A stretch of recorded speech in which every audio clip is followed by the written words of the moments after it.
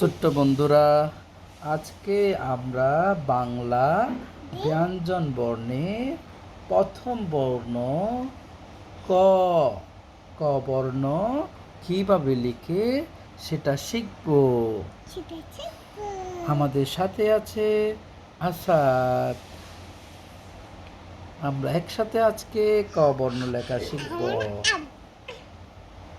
হ্যাঁ, দেখো, তাহলে শুরু করি। আমরা প্রথমে ক বর্ণ লিখে প্রথমে একটি মাত্রা দিতে হবে সোজা করে, তারপর উপর থেকে একটু বাঁকা করে নামাতে হবে।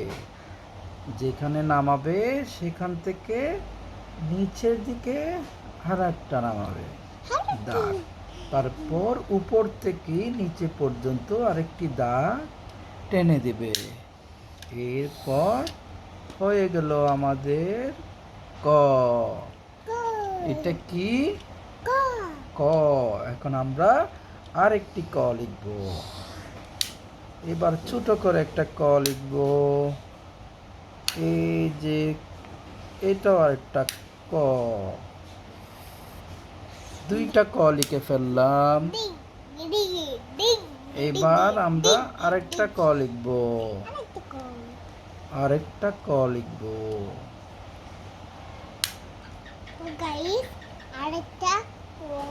আরেকটা ক লিখে ফেললাম। হ্যাঁ, এখন আরো একটা ক আমরা লিখব। এইভাবে লিখতে থাকবো। যতই লিখবো, যতই পড়বো, ততই শিখবো। এখন কয়টা হলো? একটা, দুইটা, তিনটা, চারটা ক আমরা লিখে ফেলেছি। দেখো, একটা বড় করে আর দুইটা ছোট করে আমরা লিখেছি। আব্বু, এটা কি বলো তো? ক। এটা কি? এইটা কি? এটা কি? ক। পরবর্তীতে আমরা ক এর পরে খ বর্ণটি পরবর্তী ভিডিওতে শিখব।